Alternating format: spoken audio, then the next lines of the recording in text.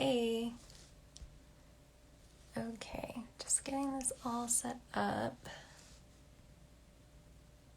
I am super excited about today's guest. Ella and I used to go to university together, so I'm super excited about having her on today.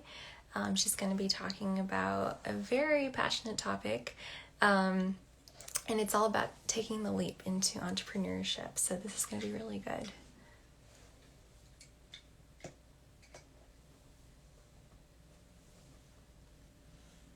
Okay, cool. There she is. Hey, Ella. Hopefully, no tech issues. Hey, Hey, oh, Maria. you look beautiful. Oh, thank you. How are you? I'm doing good here in rainy Seattle. It is pouring Yeah, here, but so typical for Seattle. no worries. I think it was like snowing last night, so I'm just like, oh, I just woke up with like when it's like hot in the house, when like all the dry air is just getting pushed up, I'm just like, oh, it's so Uh-huh. convenient. Yeah, yeah. Oh, so Definitely a good. little bit of the winter blues, different than Colorado, but it's just like rain winter blues. Yeah, no, totally. I was so worried there was gonna be tech issues. This is like the second one I had to do, so I'm like, okay, we're good. Good, good. So, welcome everyone. Thank you so much for tuning in live, or if you're catching the replay. I hope everyone is having a great day so far. Hopefully, you're having better weather than we are. Anyway, so I've made it back to the States. So, I'm live here from Denver, Colorado, and I'm live here with Ella all the way from Seattle. And, anyways, I just want to thank you all for joining me for another one of these boss interviews. I'm super excited about just featuring amazing individuals that are just doing awesome things. And we just hope to add as much value as we can to all of you young professionals and new entrepreneurs out there. So I'm super excited about today's guest. I'd love to introduce you all to the lovely Ella. So we actually went to DU together at Denver University. So we go way back, and it's just like really nice to have reconnected. And I'm really excited to be able to feature her here. Yeah. So Ella Kerr is the founder of Ella Kerr LLC, a content writing and ghostwriting firm. Before this, she spent time in the corporate finance world, the public relations world, and the nonprofit world before she was truly an entrepreneur at heart. And Ella has written several books, most notably the fictional novel Sugar and Dust, and thrives in a world where she is able to help other people tell her their story. So thank you so much for being here on this Q&A today. Yeah, excited to be here. And I have to tell everyone how we actually met, and it wasn't just at DU, but it was at breakdancing class at DU. Oh my gosh, Just that's a fun right. little Yeah, anecdote. I know, right? Oh my gosh, nobody ever believes me when I tell them I was the president of Pioneer Breakers, and I'm just like, yeah, guys, I was. Like, I used to teach. Like, Seriously. you heard it here. She confirmed it. So, anyways, can you first tell us a little bit about your journey and how you got started? Like, how did you go from like, so many different career fields to where you are now? Yeah. So I think, like a lot of college students, didn't really know what I wanted to do when I entered college. So I just chose something that seemed logical, finance and business, and figured that I could get a job with that as soon as I graduated, which was true. I graduated from the University of Denver with a finance degree. Was great, got a job, in big corporate America. Once again, awesome, great, and enjoyed it. But there was just something inside of me that said that this wasn't quite right and it wasn't a good fit for me. And so after about 2 years of working in big corporate America, like being surrounded by a cubicle, I was like, I can't take it anymore. And I actually like did a 180 and moved to East Africa, to Tanzania. And I said, I'm going to kind of find myself out here, figure out what I'm doing and figure out what is a better fit for me.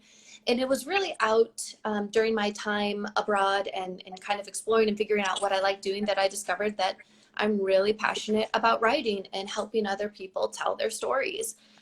Especially in a new place with a language barrier, you need to pay special attention to people's tone and inflection and the Yeah. words that you use, and really kind of taught me how to listen to how people communicate and realize, everyone out there has a story, and that's kind of what made me passionate about it. So as soon as I returned back to the States, got a job at a nonprofit, got a job at a PR firm, both very valuable pieces of information I learned there, how to, once again, hone in my business skills, hone in my writing skills, until finally I realized, hey, it's time for me to actually take the leap and pursue what I've wanted to pursue all along, which was a full-time writing career. That's amazing. Oh gosh, you've always had such an amazing story too. Because I remember like when you did go to East Africa, and I was like, I remember just like watching like kind of like your journey and all that. So it's just been really cool to see that. Yeah. So what would you say is the most favorite part about the work that you do now? I would say, I kind of mentioned it earlier, but my favorite part is having the opportunity to help people tell their stories, and Mhm. more specifically with that is choosing whose story I get to tell and who I get to Mhm. work with. Anyone who's worked in a big corporate office knows the feeling of saying, "Oh my gosh, I can't believe we need to work with this person, but this is what I'm getting paid to do," or, I have Yeah. this really great idea, or know these really cool people who could really use my services, but the team's not behind me on this one. And one of the cool things about being an entrepreneur is if you believe in someone, and if you see a business or an individual and you're like, hey, I think they have something to say and I think there's something behind it, you get to make that decision to go ahead and make that choice and pursue them, and see what they have to offer. So having that freedom to choose who you work with, oh my gosh, so exciting. Yeah, that's awesome. Yeah, I'm sure like it feels really good too because you could be like way more selective. I remember like because like I come from like a long history of a lot of sales careers, and I remember like Uh-huh. I did door to door. I also did like cold calls, and it's like at one point like I had to work with anybody that could fog up a mirror. So it's like, oh, you Mm-hmm. just had to work with people you didn't want to all the time. So Yeah, and so yeah. that's a great point, and I want to ask Hmm. you about that too. From my time in a cubicle, from my time in Africa to my time in the nonprofit world, like I don't feel like any of it was in vain. I feel like I picked up little Yeah. pieces of information that I'm using today. So I don't know if you feel like that in your sales roles, where you're Hmm. like, "Oh my gosh, pulling your hair out. What am I doing here?" Oh yeah, But totally. some piece of Totally. encouragement that I would like to offer to people is like, that's not in vain. That's something, and you might not know what it is yet, but will serve Mhm. you in the future. And so take those lessons in now. They don't have to be forever. Yeah, no, 100%. I'm so glad that you brought that up because I completely agree, like 100%. I'm just like, I wear it like a badge of honor. Like I got my teeth kicked in really early on, so Hmm. it's a lot Hmm. to have that really thick skin now, which is good. But And yeah. I think a lot of So people can go you? into it and say, hey, like, oh my gosh, if I'm not doing my dream job right now, it's pointless. This is silly. What am I doing? But that's Yeah. just not the case. Mhm. Stepping stones. Yeah, I feel like people. Yeah, 100%. I feel like people really worry about like, making that shift like, later on. It's like, oh, I'm too old for this or I can't do it for this. And I'm like, it's never too late to start your empire. Hmm. Hmm. Totally. Good. So can you tell us more about your writing specifically and what inspires you and your work? Yeah, definitely. So there's basically three different services that I offer, which is copywriting, which is helping people write on their website; Mhm. content writing, which is blogs, that sort of stuff; and then ghostwriting, which is a really interesting aspect that not a lot of people know about. So Yeah. ghostwriting is basically helping people write whatever it is. Sometimes it's an article, sometimes it's a whole novel, um, and just helping them put the writing skills behind their story. I Mhm. think a really interesting thing is a lot of people have some really interesting stuff to say out there, but are a little bit hesitant to say it. Maybe they don't possess the writing skills. Maybe they're a little bit nervous. And I found that, sometimes people just need a little bit of hand holding, someone to be an ear to listen and say, oh my gosh, this is incredible. This is something that that the world needs to hear. And if Yeah. I'm able to be assisting and telling that story, I feel like I'm doing my job there. So, my personality is not very loud or outgoing. If I'm in a big group of people, I'm generally the person that sits back in the corner and just kind of observes and takes it all in. And I think for this job in particular, you hear some really interesting stories that way. You end up sitting next to, the other quiet person in the corner and hearing what they have observed or seen, and you hear some really interesting things that way. And I think that's really cool to think about, that everyone around us has something cool to offer and to say if we just take the time to listen. Yeah, no, that's awesome. Well, I'm glad that you shared what ghostwriting was too, because I didn't really know what it was until this year, actually. Because I'm just like, like I didn't know that that was the thing where it's just like, you can get help to like take everything that's up here and put it into writing. Like, Mm-hmm. yeah, definitely. And Um, it ranges from length. Some people are just like, oh my gosh, write my blog, and that's totally fine. You get a yeah, ghostwriter for that. But some people have whole books, and you would be surprised about the number of celebrities who are like, oh, I wrote a book, and they're like, did you, or did you put your name yeah, on that a ghostwriter helped oh, you out totally. with? So who is it that you typically work with? So, the primary person and who I enjoy working with the most is, I call them one woman shows. So, Mm-hmm. women who have, a small business or a small creative endeavor, and they do it all. They do the marketing, they do their finances, they do, their outreach, their sales.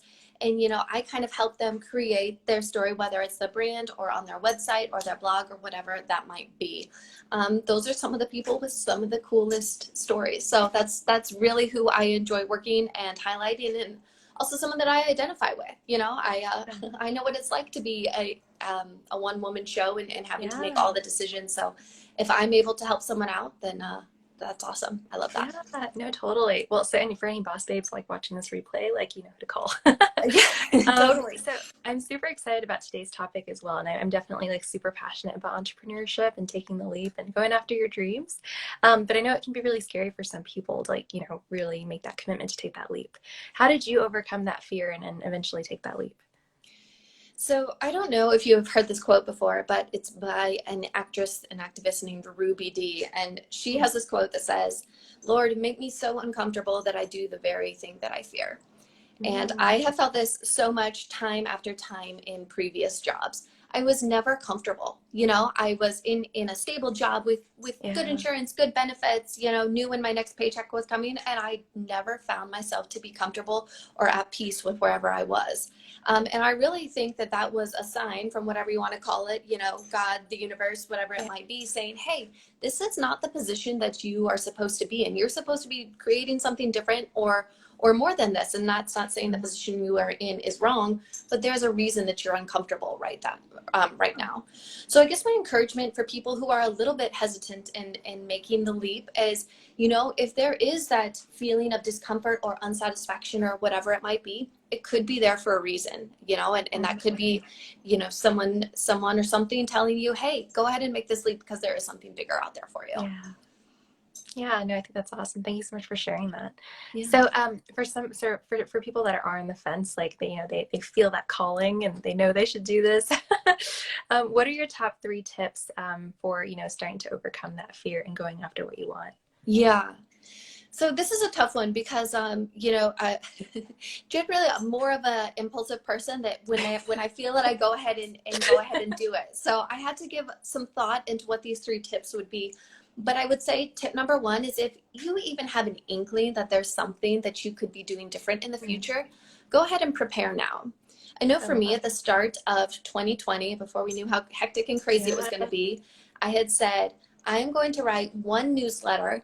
My criteria was creative and true. So I'm going to write one newsletter of creative and true things, and put it out to the world via Facebook, via Instagram, via email, once a month. And that was my goal. So 12 newsletters, 12 creative and true things. And I really didn't know why I felt the urge to do that, but I was like, hey, maybe this is preparing me for Yeah. something bigger in the future. And now I realize, now that I have had this communication with this big group of people, hey, these are people who are interested in what I have to offer, and understand that I am interested in writing and can also Yeah. help them with services. So that was a little bit of preparation that I did beforehand. Um, Number two, I would say, don't wait for the perfect time, because there's Mhm. never going to be a Yep. perfect time. If there's ever Exactly. been a evidence of that, it is 2020. Nothing is Yeah. going to ever fall in line, and you'll just psych yourself out. So Mhm. don't wait for the perfect time. Wait for a good time, or wait for a cool time. Yeah. And maybe pursue that right then. So that's advice number two. And then number three, I kind of mentioned this before, but there's a reason that there's a pull inside of you. It's Mhm. not there because you are a bad worker in your cubicle, and it's not there because you're lazy or not ambitious. Mhm. It's there because perhaps you were made to do something different than what you're currently doing now. So pay attention to that voice. Yeah, no, those are all brilliant. And I think that's so great because it's just like you just never know. And you just have to also like just start to like really think about what you can do now to start to prepare for that. Yeah. So, what is the one thing that you wish somebody told you before you made the leap?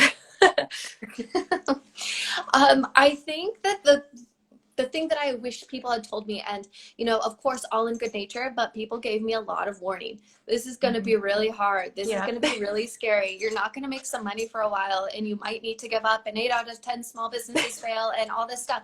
And I appreciate that totally. Like, I Mhm. hear you.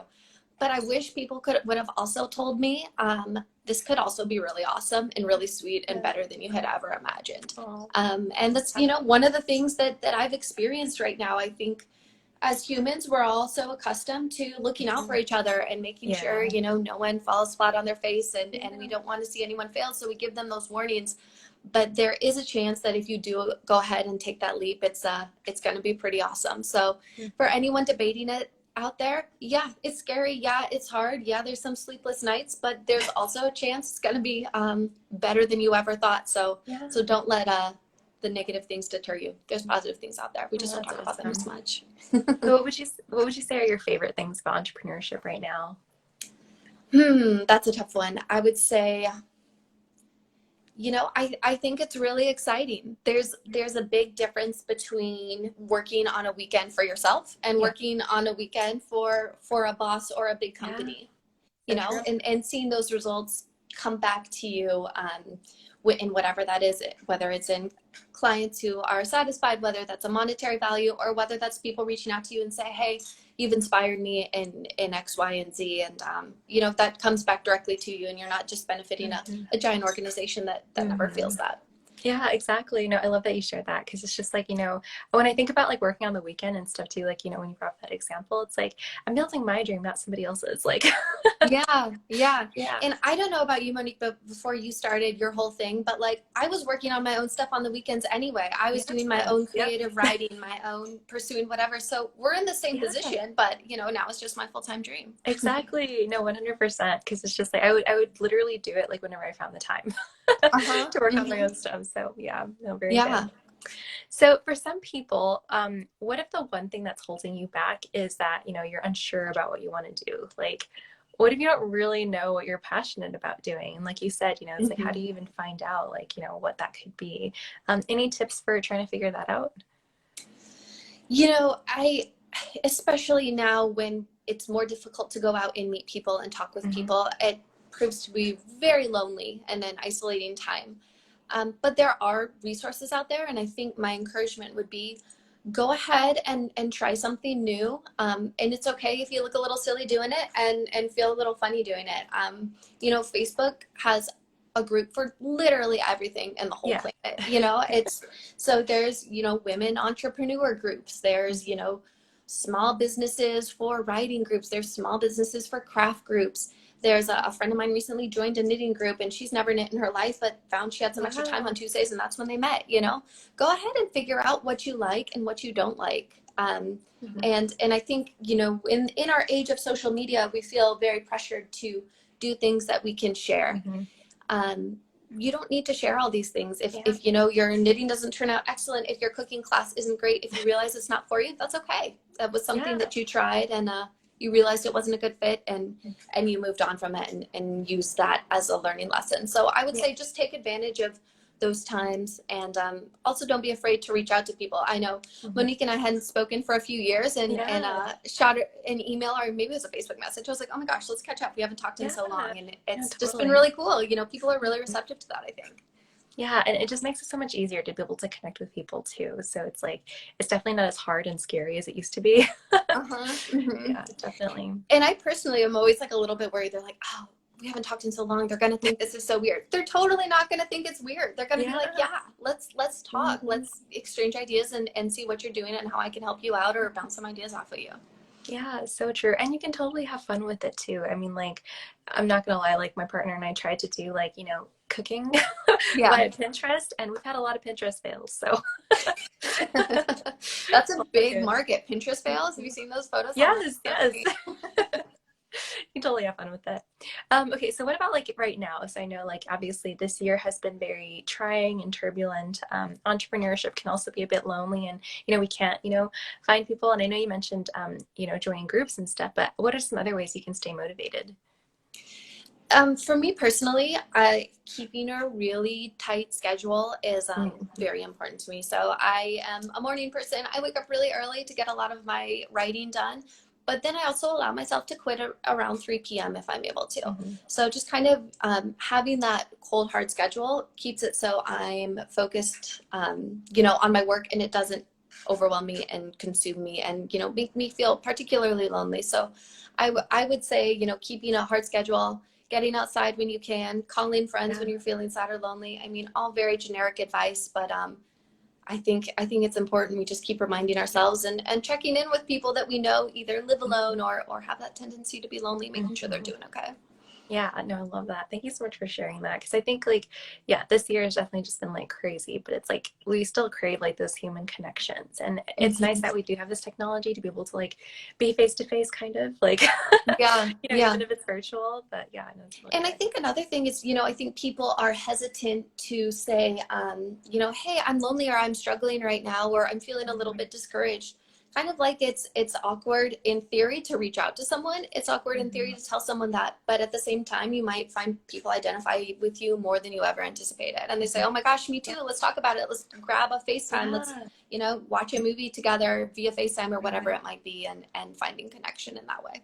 Yeah, no, it's so true. And I think there's something to be said about actually having conversations versus just like DMs and stuff too. So, Mm-hmm. Mm-hmm. you can definitely get the nuances when you actually talk to people. So, Yeah, facial expressions. exactly. Okay, so last question. I always love to end these Q&As with action steps. So, what is the one action step you would recommend today to these young professionals or small business owners to do today as it relates to going after their dreams? Yeah.